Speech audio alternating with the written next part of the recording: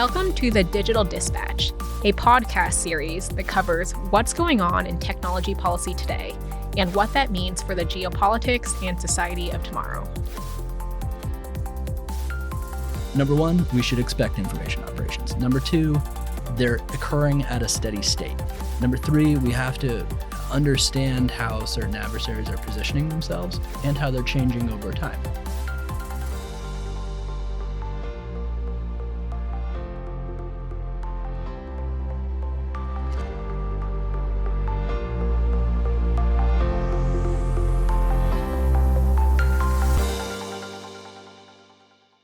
This month on the Digital Dispatch, Jim and I discuss OpenAI's voice capabilities with ChatGPT 4.0, as well as a separate announcement from OpenAI that it detected 5 foreign influence operations that had attempted to sway political opinions through text. Only 5? Come on.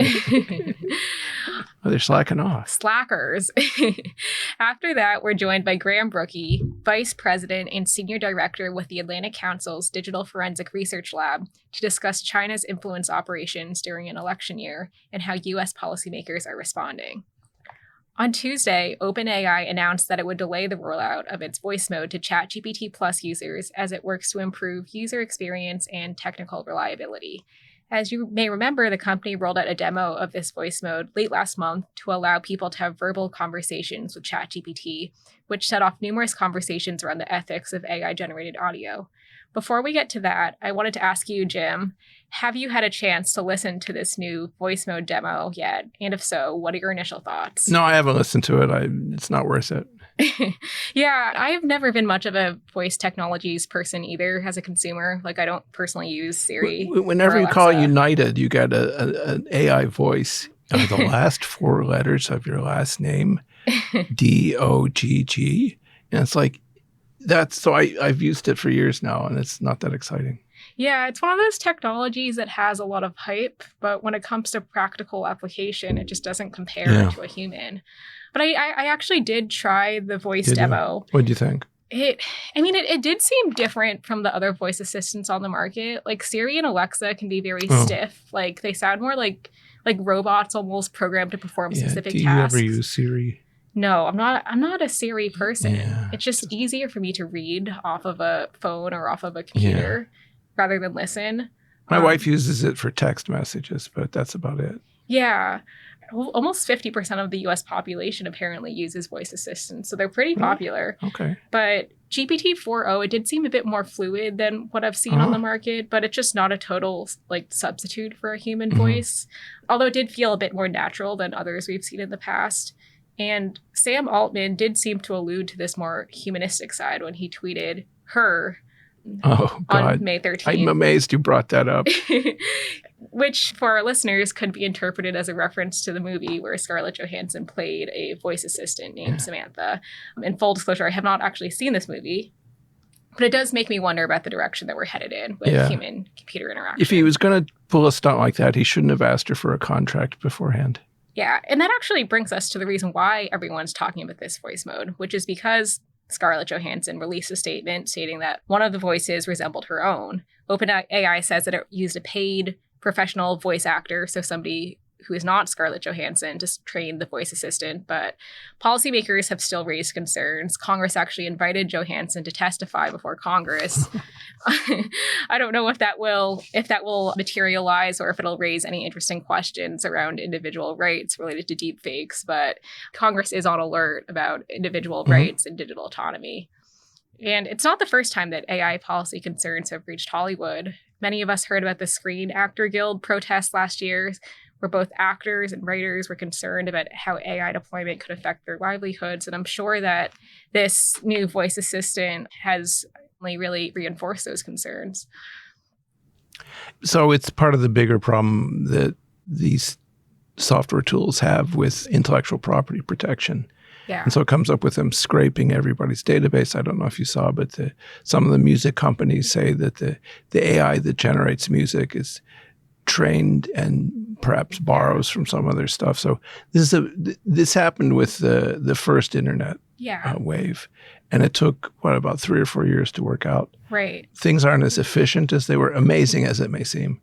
in the 90s, but we'll have to work through this. But I think there are legitimate concerns about the ability of the people who design and create AI programs to borrow intellectual property inappropriately. Right. And in addition to music, there are the books, the news articles, the images that have been used to train AI. Yeah.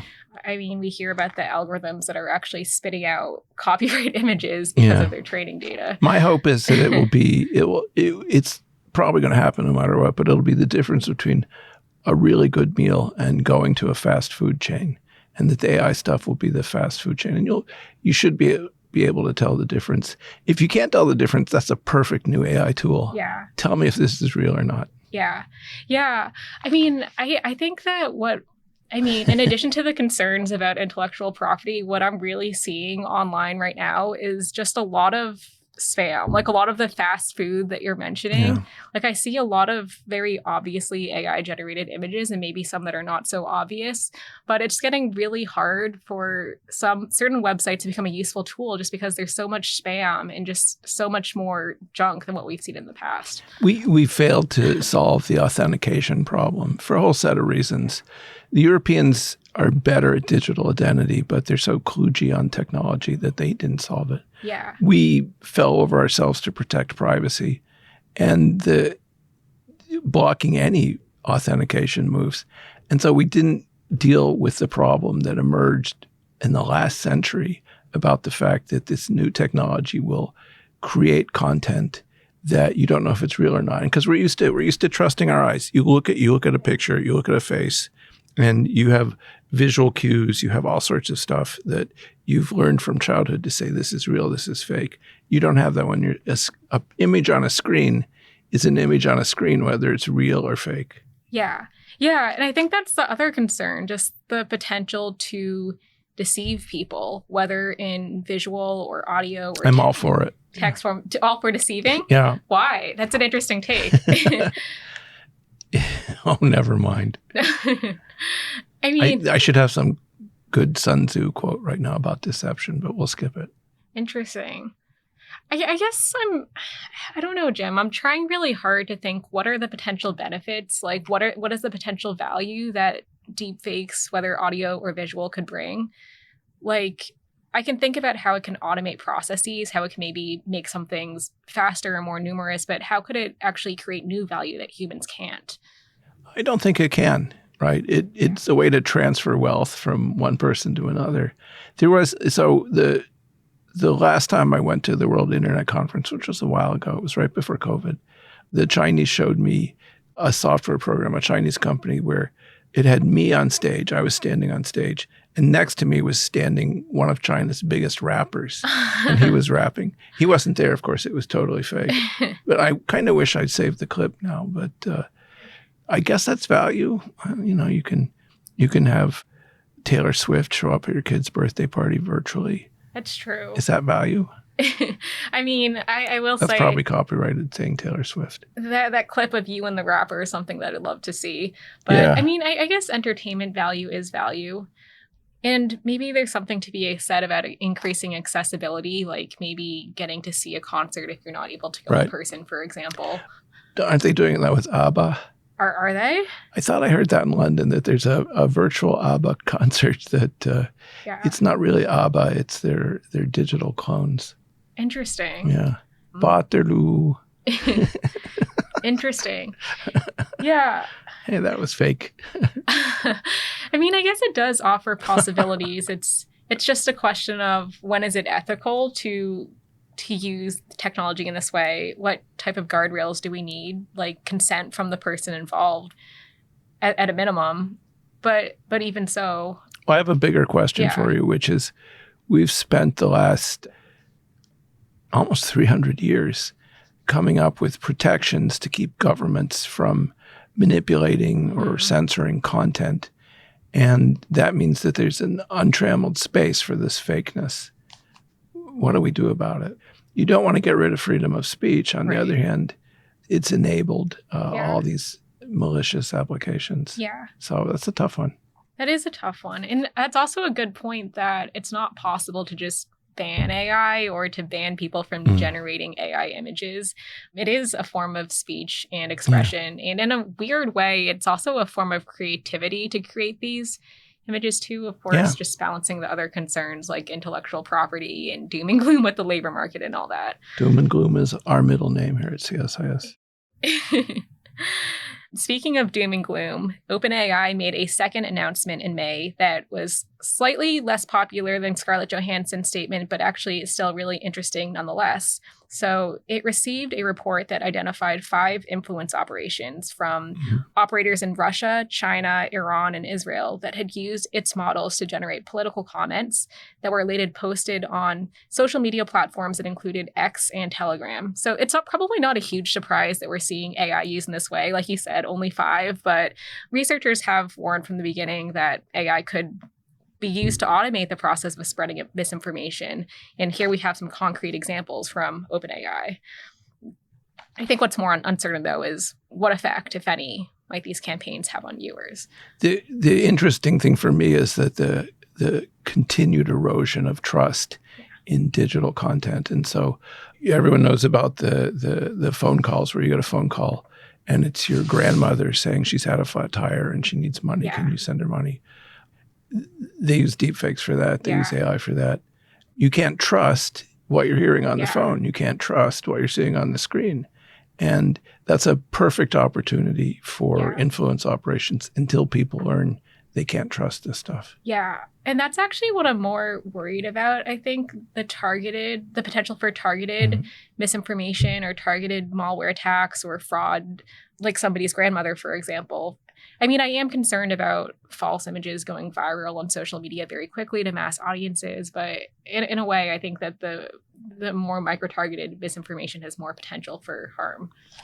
It's hard to see how we're going to get this under control without some kind of government intervention because we can't rely on people's good nature. Yeah. But fake news has been a problem since the internet. Right. And it's only gotten worse with AI. Right. Huge problem. And actually, I think our next guest has a lot more to say on that topic. So please stay tuned for a conversation with Graham Brookie for more insights into fake news, social media, and China's online influence operations coming up next on the Digital Dispatch. Thanks, Caitlin. Thanks, Jim.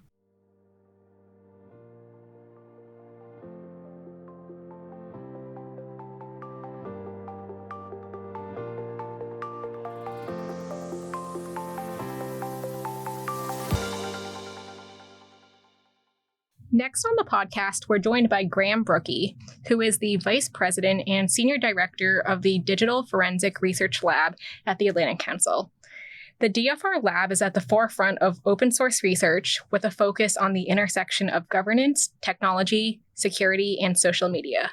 Prior to joining the Atlantic Council, Brookie served in various positions at the White House and National Security Council. Graham, thanks so much for joining us today. Thanks so much for having me. This is a fun podcast. It should be fun. Today, we're going to unpack the recent concerns, and might I even say the rising concerns in Washington around Chinese influence operations and possible attempts to spread propaganda or disinformation around elections. And I know this is something that the public has been hearing policymakers reference quite a few times lately, especially around this new TikTok law, but also around reports from private companies and from ODNI about Chinese influence. So, Graham, could you just break this down for us? Like, what do we know so far about Chinese influence operations? And have we really seen any examples that illustrate the nature of this risk? So, starting really, really wide and then getting really narrow really quickly. On the widest level, we're in the middle of a global competition for information that includes a number of actors like the United States, like China, who are competing in a global competition for information. And that includes not only infrastructure, like the telecoms that make up our information environment, and day-to-day engagement on social media platforms. And so if we have a globalized information environment, then how nations conduct themselves in a global information environment. We expect things like influence operations or interference operations, when they hit a certain threshold, interference operations, to exist. It's kind of the cost of doing business in an information environment that is truly global and hyper-connected. And so narrowing into that, how a country or a competitor, an adversary in some cases, like China, positions itself in a global competition for information, yeah, they're running information operations, especially on critical moments for us in the United States, like elections. Elections are particularly kind of juicy targets, if you will. That's a technical term, obviously. Juicy targets because it's the moment that is A, on a schedule, you can plan for it, and B, it's the moment in which we all have to come together based on a shared set of facts and make a collective decision about the future of our country. And so if you're an adversary and you're competing in a global competition for information, elections are really, really juicy targets. And what we're seeing so far, number one, we should expect information operations. Number two, they're occurring at a steady state. Number three, we have to understand how certain adversaries are positioning themselves and how they're changing over time. So China's behavior in the lead up to this election in 2024 is a lot different than what we saw in 2020, for instance. And what we're seeing from China as a state threat actor in particular with information operations is a degree of more assertiveness, more assertive in how they're, or where they're willing to push the envelope and be disruptive, and maybe even cross that threshold from influence, just kind of having an opinion and wanting more people to see that opinion or that point of view, to interference, trying to change outcomes to their favor. And that's something that we're going to have to monitor throughout this year in particular. It's a global election. It's the largest election year in global history. It's the largest global election year until at least 2048. And so we expect this type of activity, and we've got to be ready for it. So on a very basic level, how does China benefit from these influence operations? Like, what outcome are they trying to gain? This is part of a broader strategy from China that, in their words, they call it discourse power. And China connects the way that they build technology, the way that they govern technology, and the way that they engage on technology, in this case, digital platforms, into one surprisingly transparent, very clearly communicated strategy. In their own words, they want to, number one, tell a positive story about China's role in the world. Right. They want more of the world to agree or at least understand their point of view and culture. So that's one component. I think where informations fall into the broader kind of discourse power strategy is we're seeing a very, very specific directive at the highest levels of foreign policy for CCP, for the Chinese Communist Party, to reassert their stage or their role on a global stage. And information operations bolster that. It's part of an approach around the world, and including with key competitors like the United States, to be engaged and engaged more assertively, more confidently, more consistently. Right. And of course, that includes influence operations. Right. So what do these influence operations look like? How do these compare to other nation states that we've seen in the past, like Russia or Iran, for example? So influence operations falling most broadly into a broad influence bucket, let's say, that includes state media, which I wouldn't consider to be explicitly an influence operation, Right. and influence operations, like certain campaigns on social media platforms to just convey a message or disrupt a certain process, things like that. Most recently, we've seen, and this is pretty consistent from a couple of different election cycles, most recently we've seen information operations on social media platforms that try to tell a specific story about an adversary. So trying to surface certain polarizing narratives in the United States, especially around things like racism or violence in the United States, as well as conveying those messages globally. They would very much like the perception of a country like the United States to be diminished when they show up to a country where they have very direct interests in Africa or in Southeast Asia or Latin America or even Europe in some cases. So one of the very first things that you said is that this is a form of competition, influence operations between the United States and China. Has the United States done anything to compete on this information front, whether defensively or offensively? That's a great question. I think the challenge for us is that we are a different system. by design. Right. And that might seem like a really obvious thing to say when you're talking about authoritarian country and a mostly functioning or could be better functioning democracy. But we have a different system. And for us and the West or Western democracies more broadly, an open information environment that is, to steal a term from internet governance nomenclature, the words that we talk about when we're talking about the open internet, secure, interoperable, and mostly trustworthy, I would add. And that is an open information environment is a core national interest. It's completely necessary. It's existential for a functioning democracy. And in my opinion, it's a core national security interest. Because in a global competition for information, if there's an open information environment, then we have the opportunity to engage confidently and based on our values. Right. Democracies don't have anything to hide.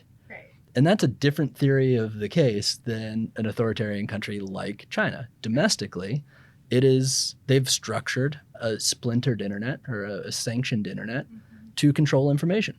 And that's how the government retains as much control as humanly possible. It's essential to their authoritarian model in a digital age. And they project that globally. They don't want the world to have an open information environment. That's a challenge for them. It's less easy to export their model if there is an open information environment. And so where we have interests, what we have done as a country, we have a lot of risks. We have designed vulnerabilities. And so the name of the game for us is building resilience to specific information operations or influence operations from countries like China. Yeah. Well, as we know, in April, President Biden signed a law which, if upheld by the courts, could require TikTok to either divest or be banned in the United States. Do you think this fits in with the open information environment that you were just talking about, especially since some of the concerns that the United States is attempting to address is the potential for the Chinese government to target propaganda through TikTok? We just did a very long study on the perceived or real risks of Chinese information operations on TikTok, specifically TikTok, not every other social media platform, TikTok. And I think the very first point on this is that the concerns of China using TikTok for information operations or information gathering, data access, that's real. Let's not be Pollyannish about that. TikTok is a national security vulnerability. That said, banning it, or what the bill does that was recently passed, is forces TikTok to divest. And if they don't divest, if they don't change up their management structure with direct ties to a Beijing-based company, then they could be banned if they don't take that step.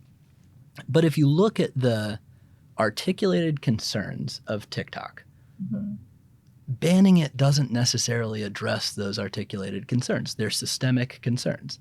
And so you look at the vulnerabilities on TikTok. Number one, there's a national security law in China that says a Chinese-based company has to provide whatever information to whatever requests if the CCP makes it. That is a real concern. So table that.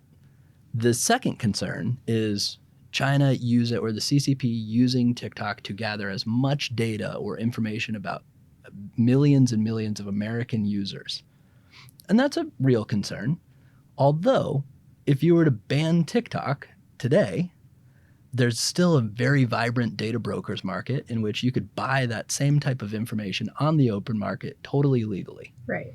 And in the United States right now, a little bit different in Europe, they have data privacy standards. In the United States, we do not have a federal data privacy standard. And that's a real expression of right. That's a real vulnerability for Americans in a digital age. Right. It's a huge risk. And so that's one. If you ban TikTok, it doesn't necessarily solve for the fact that we need to have a rights-respecting and rights-protecting approach to how we protect Americans' data. And then the third concern is whether TikTok is uniquely used to tamper with algorithms. Meaning, does the CCP have the ability to either surface or totally delete entire conversations from TikTok? So surface conversations like hot button political topics to their point of view in the United States, or delete entire topics off the platform like conversations about Xinjiang or Chinese human rights abuses. And there isn't a huge amount of open source evidence that says that they're doing that systemically. So it's definitely a potential risk, but banning TikTok doesn't necessarily address the algorithmic transparency across platforms, whether that is happening on any other platforms. And so one of the systemic fixes for that is researcher access and transparency standards, not just for TikTok, definitely for TikTok, but maybe for all of the social media platforms where this type of activity is happening. Right. And then the last one is whether or not China is using TikTok systemically or singularly or uniquely to perpetrate information operations.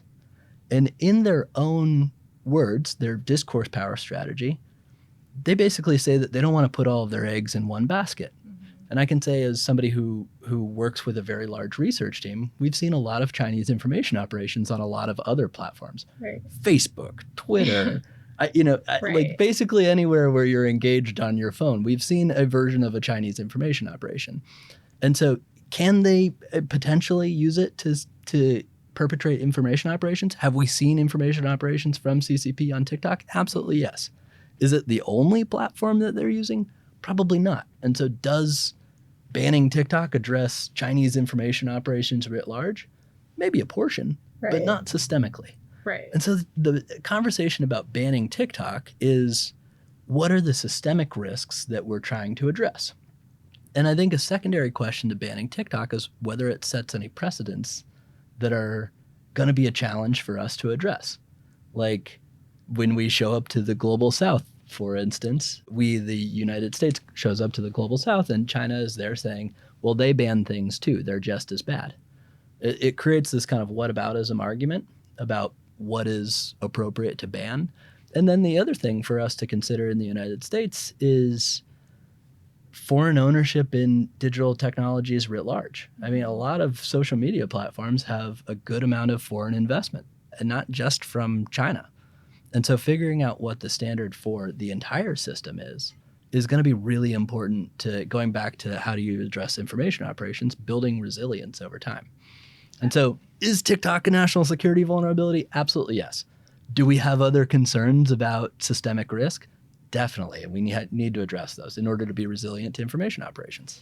Definitely. Going back to how we address resilience to these national security risks, what does a rights-respecting approach to addressing influence operations look like? And you mentioned researcher access to data, and as a researcher, I want to give a +1 to that. But are there any other actions that technology companies or government agencies can or should be doing to address these national security risks, but in a way that also promotes the free and open internet that we talked about?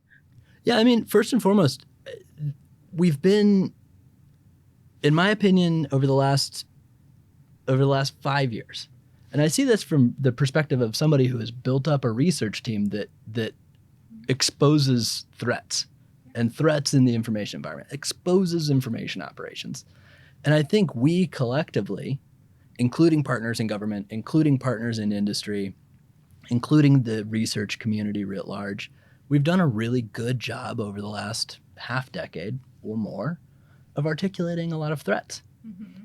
And we haven't always been very good at articulating what those threats are in the context of why they're threats and what we actually stand for. And so what we're standing for right now is rights respecting and rights protecting approaches that create information environments that are free, secure, open, interoperable, and mostly trustworthy.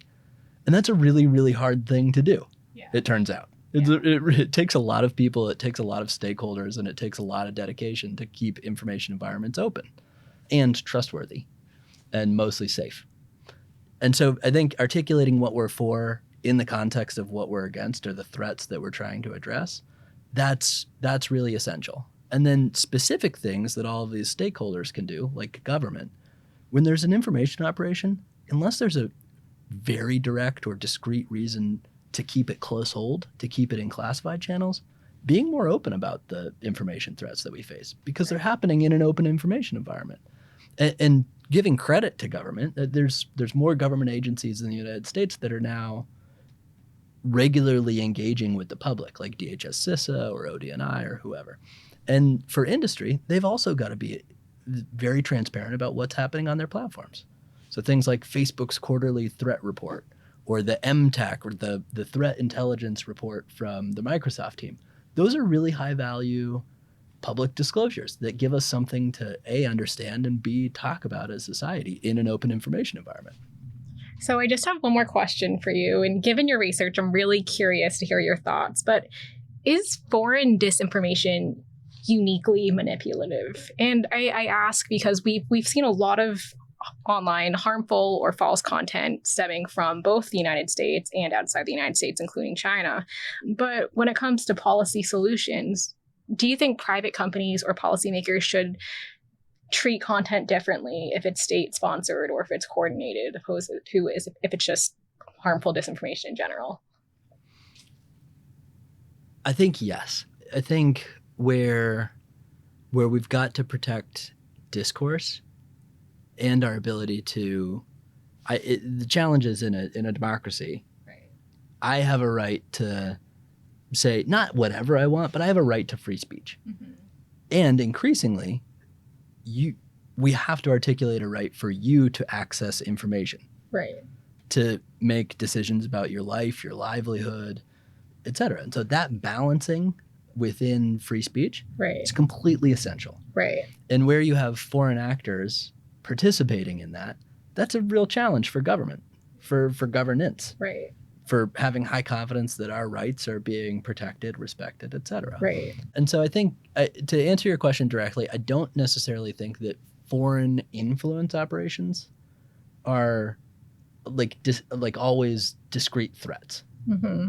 Right? They're not always interference. Foreign influence operations are not always trying to change the outcome of an election or change your mind about the U.S. government or change your mind about some hot button issue that we have to figure out as a society. That said, we need to know when a foreign government, regardless of what that foreign government is, we could be talking about the Chinese, we could be talking about our closest allies, have a point of view in a global information environment about what happens here in the United States. Right. And there's a difference between being transparent about what that point of view is and trying to manipulate public opinion towards your point of view. Absolutely. That's a really good point, just about the benefits of transparency and maybe just even identifying the problem in the first place, which is what organizations like the Atlantic Council are really at the forefront of doing. Also a really great point that people have the right both to speak online, but also to receive speech online, which definitely adds some nuance to all of the policy solutions that we're talking about. Well, and it's such a hyper-connected information environment. Definitely. It's wild to navigate the internet right now. I know. It's hard. Yeah. And if it's hard for a research team that wakes up and goes to sleep at night like thinking about this, then it's definitely hard for my family members in rural Colorado. And Absolutely. So it's a challenge that's happening at scale, and it's a challenge that is absolutely essential for us to solve for a functioning democracy. Definitely. I think that's something that everybody can agree upon. This is a really, really nuanced and complicated challenge to solve, which is why I'm sure we'll be having many more conversations like this in the future. So thank you so much, Graham, for coming on the podcast today. We really enjoyed having you. Thank you so much for having me. It's been a lot of fun.